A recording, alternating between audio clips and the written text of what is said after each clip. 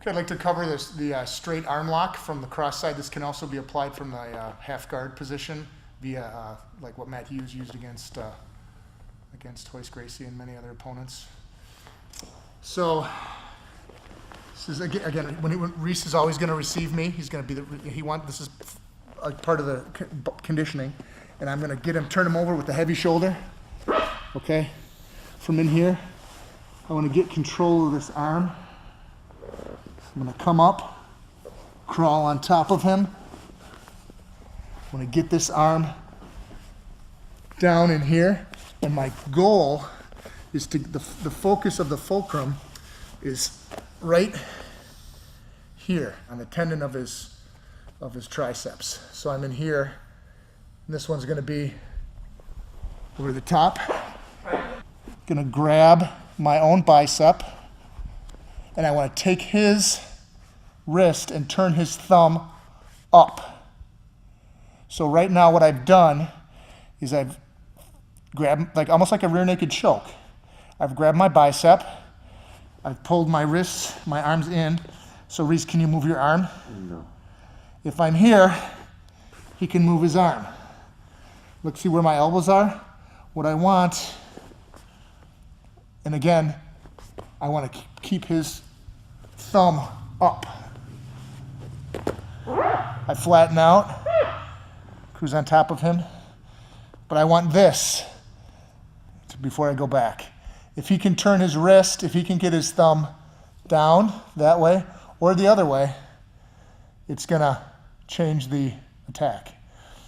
So for a straight, I want the blade of my thumb bone, my radius wrist bone, elbows in and tight, his thumb up, and then I extend.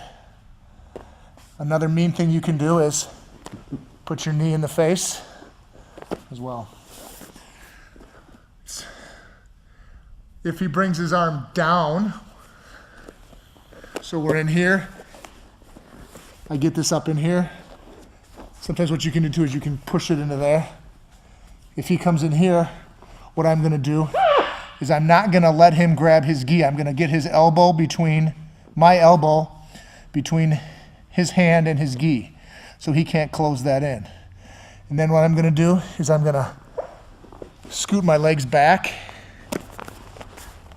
come up in here, lock my legs around his head. He's gonna try and keep that arm straight. If he can do that, I can still possibly do a straight arm bar. If he bends it,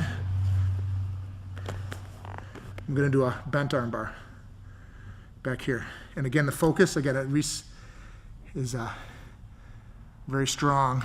The focus is to get this arm bent to 90 degrees. And then, there, push back. If he straightens it, fine. Take the, but again, the focus, I'm picturing in my mind's eye, is getting a line right there. Right there. And then straighten that. If he bends it, wham. Switch your grip to figure 4, bend this down, and drive my finger to my toe. Take your legs in, crush his head, boom. This is a nice series. So we can come over. Again, this is where I can catch his wrist. So if he's up in here, I'm gonna lean back, catch his wrist, bend his wrist back. I've actually submitted people with a wrist lock where I'll keep their elbow in here, come down on their wrist, lock their wrist that way. It's a Hapkido move. Gooseneck or some other names for it.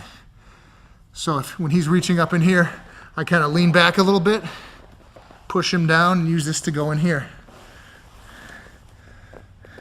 Right. And I can also transition to, when I'm out here, if he puts it up here, I can come into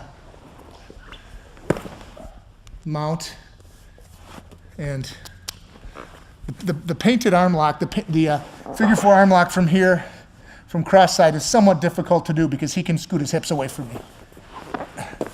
Right. But still, you can control him, and you can use that. If he's scooting, you can't he can't defend your mount, so you can always mount him if he's going from that position. So that's a very nice series of attacks. Kind of old school. All the stuff that I'm going to try and go over with this series are the old school, the basic foundation. That's, again, 80% of what I do when I practice on my own now is the foundation techniques.